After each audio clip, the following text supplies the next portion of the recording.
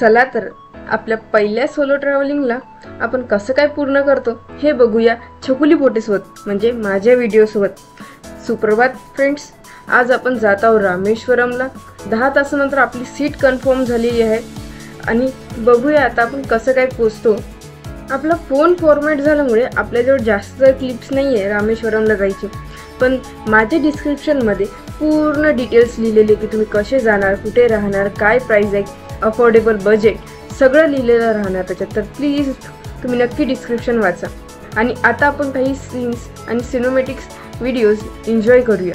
चला तर bye bye. आपण डायरेक्ट भेटूया रामेश्वरमच्या बसमध्ये.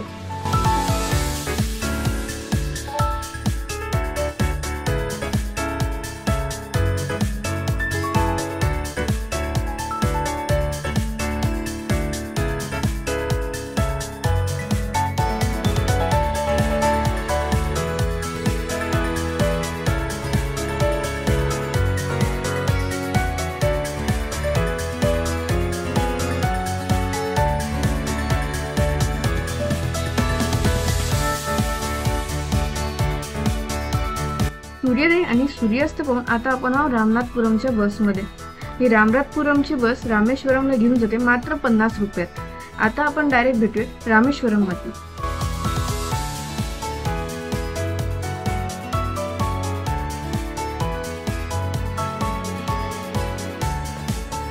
मी जशी उतरली तशी मला हे अंकल दिसले आणि अंकलला मी विचारलं की मला रूम पाहिजे. तर अंकलने मला सांगितलं की 800 रुपयात ते मला 6 रूम अरेंज करून देणार. आणि त्याच्यानंतर त्यांनी मला सांगितलं जे आपण बघत आहोत ते मंदिराचं वेस्ट गेट आहे. म्हटलं ओके अंकल ठीक आहे. त्याच्यानंतर आपण भेटूया अग्नितीर्थला.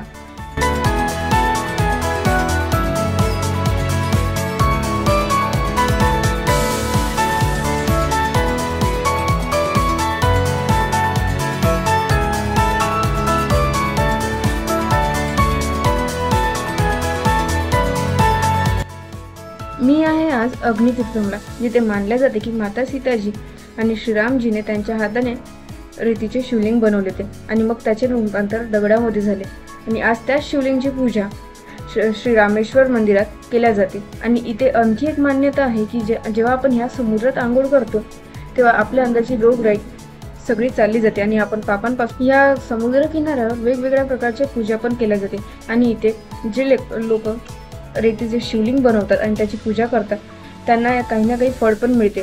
आणि पण एक गोष्ट लक्षात ठेवा की जेव्हा आपण इथे रेतीचे शिवलिंग बनवतो आणि पूजा करतो तेव्हा आपल्याला ते पाण्याने मोडून पण टाकावं लागते.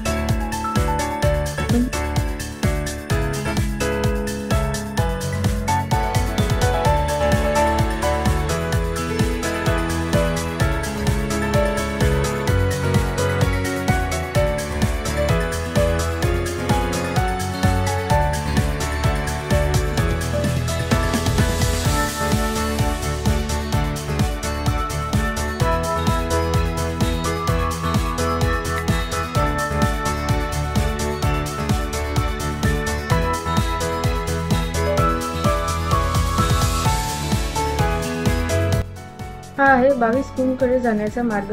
सगळ्यात पहिला आपल्याला दर्शन घ्यायच्या आधी 22 कुंडमध्ये आंघोळ करावी लागते आणि त्याच्यानंतर आपण दर्शन घेऊ शकतो. हा आहे आंघोळ केल्यानंतरचा दर्शनाचा मार्ग.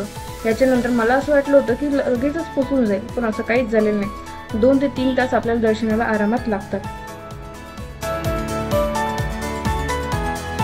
मंदिराच्या आतमध्ये फोटो व्हिडिओज अलाउड नाही आहे, तरी पण मी ट्राय केलेलं आहे की थोडंसं क्लिप्स तुम्हाला दाखवू शकेल. श्रीरामजीने बाण मारून निर्माण केलेला कुंड म्हणजे श्रीराम कुंड. इथे श्रीरामजीने ब्रह्महत्येचा पाप लागला होता तेव्हा आंघोळ केली होती. आणि असाच सेम लक्ष्मणजीचा कुंड आहे आणि माता सीतेचाही कुंड आहे. आता तिचे तर फोटो व्हिडिओज कॅप्चर करता नाही आले, पण इच्छा आला आपल्याला. आता आपण डायरेक्ट भेटूया धनुषकोडीला, जिथे आपल्याला राम सेतू बघायला मिळेल. ये वाला धनुषकोडी एरिया पुराना वाला एरिया है. ओके. ये वाला junction building, water tank building, post office है. पहले साइक्लोन से 1964 दिसंबर में आएगा. 2004 का सुनामी आएगा. दो टाइम से इधर से आएगा. ये वाला बड़ा एरिया है. लंगा टू धनुषकोडी का ट्रांसपोर्ट है, ट्रेन ट्रांसपोर्ट है. पहले 80 रुपये में 1 आदमी का चार्ज है. ये पूरा में टूब में पानी में चला जाएगा, खत्म हो गया. ये गाड़ी फिटिंग है.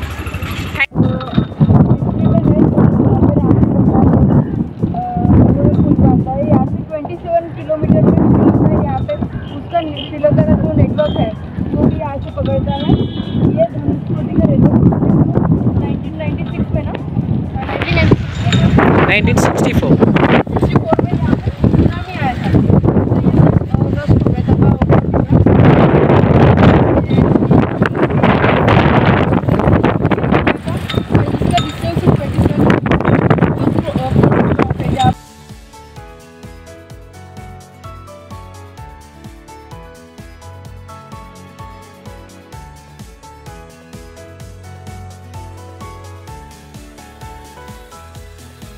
इथून फक्त 27 किलोमीटरवर आहे सोन्याची लंका म्हणजेच रावणची लंका, आणि हाच आहे तो धनुष्कोटी. आणि इथूनच बांधलेला होता दगडांचा पूल, ज्याच्यावर श्रीराम लिहिल्यावर तो तरंगायला लागायचा समुद्रात. आजही तो आपल्याला पाहायला मिळते, पण एकदम समुद्राच्या आतमध्ये. तर आजच्या भागात इतकंच. भेटूया नवीन जागेवर नवीन विषय घेऊन. चला, तुम्हाला ब्लॉग आवडला असेल अशी मी आशा करते, आणि बाय बाय, टेक केअर.